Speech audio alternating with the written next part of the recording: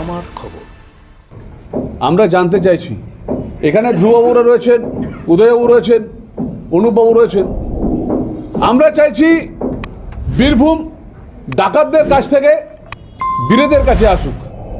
বীরভূমি যে বীরভূম, সেই বীর একমাত্র বীরেদের পুজো একমাত্র ভারতীয় জনতা পার্টির নেতৃত্বে করতে পারবে। তাই মানুষের কাছে বলি, ডাকাত ভূমি হয়েছে এদিকটা আমরা দেখছি, আবার একদিকে আমরা দেখছি বীরভূমে ঔরঙ্গজেব নতুনভাবে এক সনাতনী হত্যার কাজে লেগে গেছে। এখানের ঔরঙ্গজেব আপনারা নিশ্চয়ই বুঝতে পারছেন, এখানে একটা নতুন ঔরঙ্গজেব তৈরি হয়েছে। না দেখতে পাচ্ছি কোনো ডেভেলপমেন্ট, না দেখতে পাচ্ছি জেলা পরিষদের কোনো কাজ, শুধু দেখছি শাসানো চলছে। আমার মনে হয় বীরভূমের এই ঔরঙ্গজেবকে হটানো খুব দরকার। এই বীরভূমে বীরদেরকে নিয়ে এগিয়ে যেতে হবে। আর ঔরঙ্গজেব যেভাবে বীরভূমের সনাতনীদের ইন ফিউচার, সনাতনীদেরকে যেভাবে এখান থেকে তাড়ানো শুরু করবে, তা কিন্তু সবাই সনাতনীর এক থাকুন। আমরা চাই বীরভূম তার নিজের সম্মান ফিরে আসুক, পশ্চিমবাংলা নতুন রূপে ভারতীয় জনতা পার্টির পক্ষে থাকুন। জেলা পরিষদের ঔরঙ্গজেব যেভাবে সনাতনীদের বিরুদ্ধে করছেন, এটা অত্যন্ত লজ্জানীয়। তাদের লড়াই তাদের মধ্যে থাকুক, কিন্তু একটা কথা বলতে চাই যে পুরোপুরিভাবে যখন দেখা যায় মানুষ অসহায়, যখন দেখা যায় মানুষ দুর্বিষহ অবস্থায় বাস করছে বীরভূমে, যখন দেখা যায় বাংলাদেশি রোহিঙ্গারা এসে বীরভূমের সাধারণ মানুষের উপর অত্যাচার করছে, তখন তাদের দুজনের নাটক জমে যায়। আমরা সেই নাটক দেখতে অভ্যস্ত নই, আমরা সেই নাটক দেখতে চাই না। আমি শুধু বলবো বীরভূমের মানুষের কাছে অনুরোধ রইল, বীরভূম যাতে আবার বীররা ফিরে আসেন ও বীরভূম যেন শান্তি এবং বিরাজ করে। বীরভূমে যা খনিজ পদার্থ আছে, সেই খনিজ পদার্থের জন্য বীরভূমের যে সমস্ত ছেলেমেয়েরা আজকে যারা বাইরে কাজ করতে যাচ্ছেন, তারা সব বাড়ি ফিরে আসুক। এখান থেকে যেভাবে প্রতিটি ব্লক থেকে 20,000 30,000 করে যুবক যুবতীরা বাইরে কাজ করতে যাচ্ছে, তারা সবাই ঘরে ফিরে আসুক। এখানের যারা খনিতে কাজ করবেন তারা আসুন বিষ্ণুপুরের বীরভূমের থেকে সমস্ত খনিজ আমরা পশ্চিমবাংলায় নতুন করে গড়ে তুলি। বীরভূমকে নিয়ে আমরা এগিয়ে চলি, এটাই আমার আহ্বান থাকবে। আর আবার বীরভূম তার মর্যাদা ফিরে পাক। এখানে বলছেন বীরভূম জেলায় একাধিক উন্নয়ন হচ্ছে না, সব বালি পাথরে চলে যাচ্ছে। বীরভূম জেলা পরিষদে যিনি রয়েছেন তিনি মুখোশ করে রয়েছেন এবং কোনো উন্নয়ন হচ্ছে না। আপনি কার কথা বলছেন দাদা? যার বউ জানলা দিয়ে পালায় তার কথা বলছেন? তিনি 24 ঘন্টার মধ্যে 22 ঘন্টা মদ খেয়ে পড়ে থাকেন, তার কথা বলছেন? একটা সোজা করে কথা বলতে পারে না, তার কথা বলছেন? বীরভূম জেলা পরিষদ মাননীয় মুখ্যমন্ত্রী মাননীয় মমতা বন্দ্যোপাধ্যায়ের নেতৃত্বে সারা বীরভূম জেলা পরিষদ এগিয়ে চলেছে।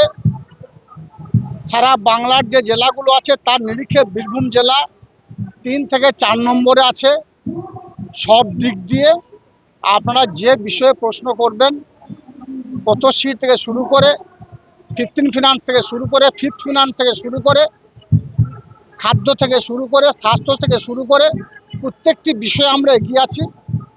উনি এইসব বিষয় সম্বন্ধে কিছু জানেন না, তাই হয়তো একটু বেশি খেয়ে নিয়েছেন, উল্টো পাল্টা বকেছেন।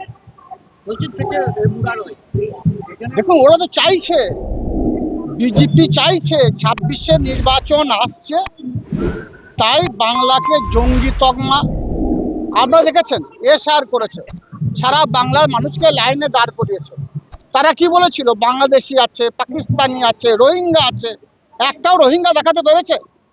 একজনও পাকিস্তানি দেখাতে পেরেছে? একজনও বাঙালি দেখাতে পেরেছে? বাংলার মানুষকেই রাস্তায় দাঁড় করিয়েছে যেন তারা তাদের গণতান্ত্রিক অধিকার প্রয়োগ করতে না পারে, সাংবিধানিক অধিকার প্রয়োগ করতে না পারে।